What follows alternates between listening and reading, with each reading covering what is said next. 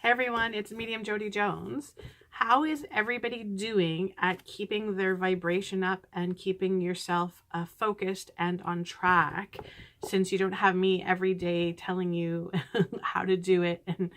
And yeah, so I wanted to check in with everybody because I want to make sure that you guys are still feeling good about yourselves, that you're still feeling pumped, that you're still feeling that connection, and that you're still moving upwards and onwards. Now, I want everybody to know that, remember, and this is my spirit team has been telling me this over and over in the last week in the readings that I've been doing for clients, of reminding, these beings that they are so much more than this human that is, that they look in the mirror and see every day. So much more than, these people that are getting up for work every morning and going to work and paying their mortgage and going grocery shopping. So much more than that. And I want you guys to, because what happens is when we go too long and we stay too long in the human mode, the humanist side of us, we tend to get a little bit dull. We tend to lose our sparkly, our sparkly energy. We tend to lose our creativeness. We tend to lose our imagination, our ability to dream and create. And so I want to make sure, and this is, we're coming out of winter. Today is March 1st. And so we're starting to have a little bit more sun. We're starting to get outside a little bit more because of the weather is changing for us. And so these things definitely make it easier for us to keep our vibration up. But we also have to have the awareness of how we're feeling. And what happens to most humans is they go on autopilot mode for very, very long periods of time. And when this happens, remember, our pain body and our ego, they love to be in autopilot mode, because when we are on autopilot mode, we are operating usually at a very unconscious level. So we are just, I call it Groundhog Day. Get up in the morning, go to work, pay your bills, repeat, right? And what happens is our soul energy, which is our true self, it's where all of the inspiration comes from. It's where our dreams come from, where that part of our being takes kind of like a backseat, because of course, remember, soul energy is never forceful. It's never dominant. It's never because it's part of your soul is here to learn. And so it's not part of telling you what to do and how to do it. So it will take a backseat to it. And we won't realize this unless we are doing the tuning in and checking in within ourselves. And so we do this through meditation, right? And so if, most of us are incredibly busy beings trying to be, do the best that we can.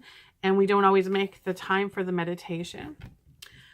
So what other ways can we do this? How can we, in a busy world and we're busy times, how can we tune in and check in to make sure that we are coming from soul energy and that we're making our decisions on a soul level? So we can easily do this through our breath. And I know that sounds silly, but your breath is your connection to everything that is so much larger than yourself. So everything that is outside your being, it's our connection to source energy. It's through our breath that we can exchange and receive energies. And so simply taking, just a check-in once a day and sit there, give yourself a couple of minutes, close your eyes, do your 3 slow, deep breaths, just have the awareness of your being, do a little scan, like an energetic scan. We've done it in the videos. Start at the top of your body, go all the way through, and just look for anything that doesn't feel good or isn't feeling like it's in alignment with you. This is a great way to tune in and see where your vibrational state is. Another perfect way to have the awareness of where you are vibrationally is to, at any time that you are feeling tired, angry, bitter, any of the fear emotions, any of the ugly, and tiredness goes in that too. Emotional goes in that too. I know as humans, we like to make lots of excuses for things, and say that I'm feeling like this because of this or that. But really, we are generating these emotions within ourselves. So you can ask yourself, how am I feeling right now? Am I feeling like I have abundant energy? Do I feel like my heart is full? Do I feel like I'm full of joy and bliss? Or do I feel like I'm tired? Do I feel like I'm bitter? Do I feel like I'm worried? And you can see the divide, right? You can clearly see the divide. So I want you to check in and then have that awareness. As soon as you have that awareness and you're like, oh, I've gone over to the dark side, I'm on the side that doesn't feel so great, then you can instantly shift that. It's through your awareness of everything that you actually will be able to shift these things. And the shifting happens instantly, guys. Again, I tell you this, like, we live in an instant world. It's true because, we are magic beings that create things instantly. And this happens with our perception. Our perception happens instantly, and we can shift it instantly. So absolutely use that as a tool for your awareness. Make sure you guys are continuing to, watch the videos over and over again. I'm getting huge feedback from everybody that they're saying, I watched it the first time, the second time, the third time, I even found more. And that will happen because as you shift vibrationally, your consciousness comes to different levels. And so as you are shifting, things that might have felt like foreign concepts to you before will actually now feel familiar to you. Remember, this is, everything I'm saying, everything that I teach is nothing that you don't already know. It's already part of your soul. All I'm trying to help you do is dig away all of your humanness so that you can get back in touch with your soul energy. So I wanted to share with you guys, there's a part in the Eckhart Tolle book, and it's one of his older books, but he posted a video today and I was watching it. And it was one of those, and pay attention to this, because when somebody says something to you, or you read something, or there's a post that comes across your news feed, and there's something inside of it that makes you stop and think, spend some time in that moment. Take that little moment for yourself to, go within and have that experience on a soul level of how you instantly shift through awareness. And so this is, one of these books that I read years and years and years ago. But I wanted to read this part to you because as humans, what we do is as souls, having we do this back and forth all the time. And so part of what happens is when we get into human mode too much is we forget about being souls, or, there even may be a little part of you that's not even 100% sure about that, or you're not completely trusting it or completely knowing it. You read the post, I can say it to you and you can say, yeah, I know, I understand. But if there's a little part of you that doesn't believe it, you kind of will always be going back and forth between, soul and human. And so the part of what we're trying to do with our awakening is we are trying to spend the majority of our time on the soul level, in doing our soul's journey. So I want to just read this to you guys because, it's when we have the human experiences, so that, the bills are due, the car breaks down, there's, something doesn't go right for you. It's when we have those human experiences that we, are almost put to the test, because it's very easy for us to have a difficult experience and then completely forget of how magic we are and the powerful manifestation abilities that we have. And we forget that we are connected to a team that helps us and guides us. And so Eckhart Tolle writes this perfectly, and he talks about how it's so easy for us to forget, but it's through our awareness. The awareness is the key. Okay, so he says, so you might say, I know I am an immortal spirit, or I am tired of this mad world and peace is all that I want. Until the phone rings. Bad news. The stock market has collapsed. The deal may fall through. The car has been stolen. Your mother-in-law has arrived. The trip is canceled. The contract has been broken. Your partner has left you. They demand more money. They say it's your fault. And suddenly, we have the human reaction, right? Suddenly, there's a surge of anger, of anxiety. A harshness comes into your voice. I can't take this anymore.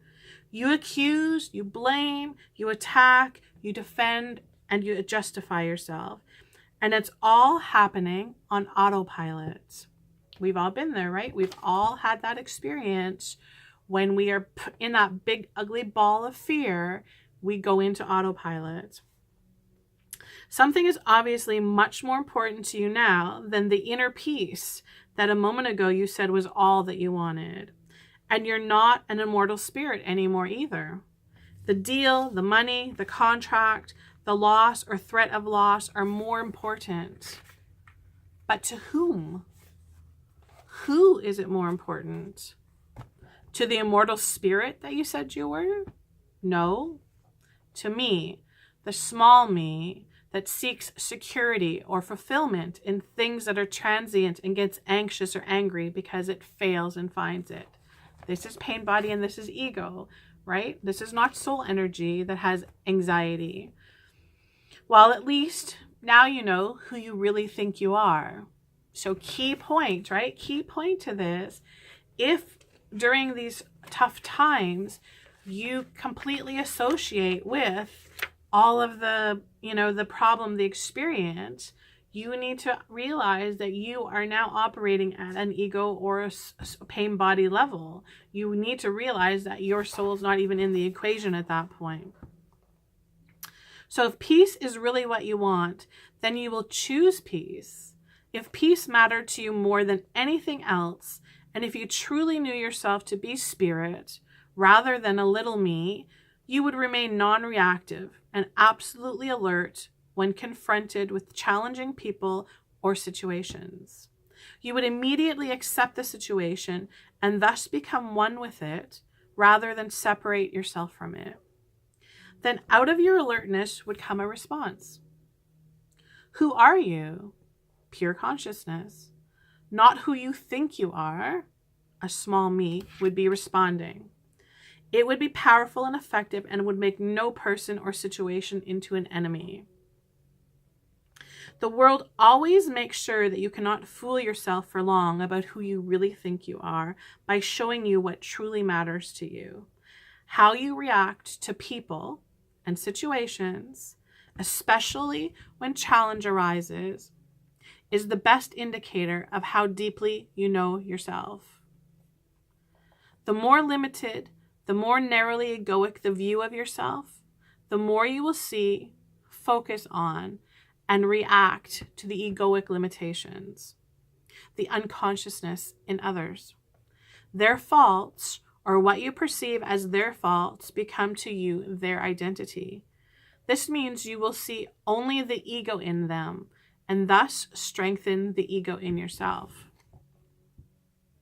Instead of looking through the ego in others, you are looking at the ego. And here's the big question. Who is looking at the ego? The ego in you. Very unconscious people experience their own ego through its reflection in others. When you realize that what you react to in others is also in you, and sometimes only in you, that's a big one, you begin to become aware of your own ego. At that stage, you may also realize that you were doing to others what you thought others were doing to you. You cease to see yourself as a victim. You are not the ego. So when you become aware of the ego in you, it does not mean you know who you are. It means you know who you are not. But it is through knowing who you are not that the greatest obstacle to truly knowing yourself is removed. I love this part.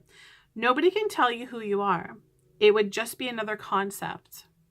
So it would not change you. Who you are does not require belief. In fact, every belief is an obstacle.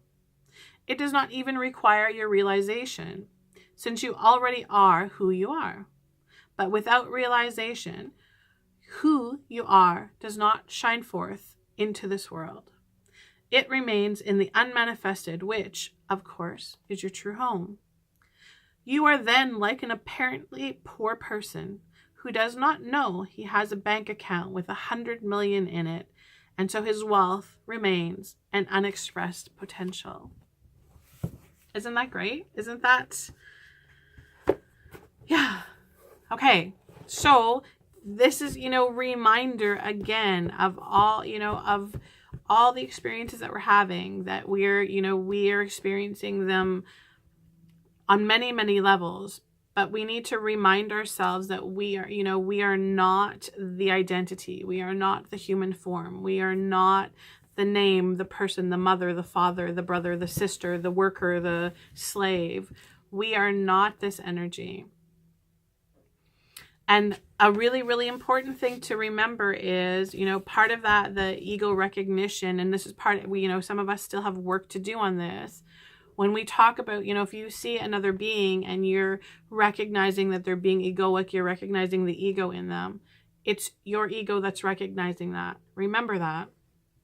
This is a huge thing, because your soul would never look at another being with any type of judgment or any type of labeling. Your soul would just be observing, right? That's what and part of what we need to learn and work through is when we are having the difficult, the tougher, human, I call them the accelerated life lessons. And they can be, sometimes we put so much weight and so much energy into things like, your project didn't get accepted, or the bank turned down your loan, or we put so much energy into that it's a be all end all. And I want everybody to remember that there's always a much larger picture that is going on. And whenever you reach something that is not working, or you do not get the answer that you wanted, then remember that there's always another way. There's always, always another way. You are living in an energy where there's infinite possibilities, and you have to remind yourself about this. Infinite possibilities. Right? So if plan A didn't work, then go to plan B. And if plan B doesn't work, then keep on going until you reach where you need, what you want. The key to it all is to not get into the human mode. Do not let it take the wind out of you. Do not let the experience dull your magic and your vibration. And I'll tell you this, what happens is the more you get into that energy of thinking, the more you get into that vibration of working through everything, things actually become easier for you. And in the beginning, when you're still the non-believer, when you're still the, the doubter, when you're still, wearing the human clothes, things will be a little bit more difficult for you. But remember that shifts in a second. You shift your perception in a second, and then everything starts to shift around you. Okay. This is a great book if you guys have not read it yet. And it's, and it's not, I'm going to be honest with you, it's not a first, level book. Eckhart can be a little bit hard to understand sometimes. And, it's not just in black and white, but as you guys start to grow and develop, you guys will start to see the big picture easier and more clearly.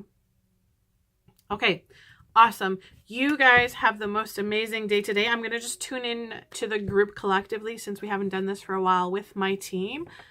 So I want you guys just to get comfortable into a comfortable place. I want you to close your eyes. I want you to bring your awareness to your being. And I want you to do this through your breathing. So this will happen with 3 slow, deep breaths. So breathing in through your nose, consciously becoming aware of that breath, following that breath all the way through your body, taking it down into the lower part of your belly, and then exhaling through your mouth. With the exhale, I want you to release all of your humanness, all of your stuff that is stopping you from being the amazing being that you are.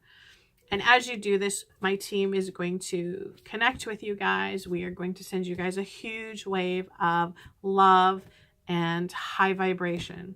Okay, so join us.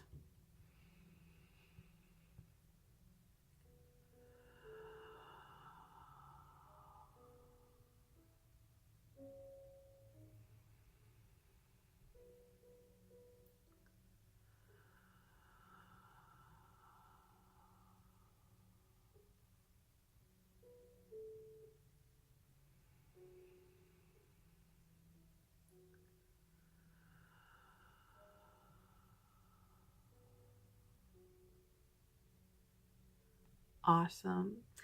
You guys have the most amazing day. Please don't forget to visit my website, beinginbalance.ca. You can find out all of the events that I'm doing, find out all the classes and workshops that we offer, and everything that's going on.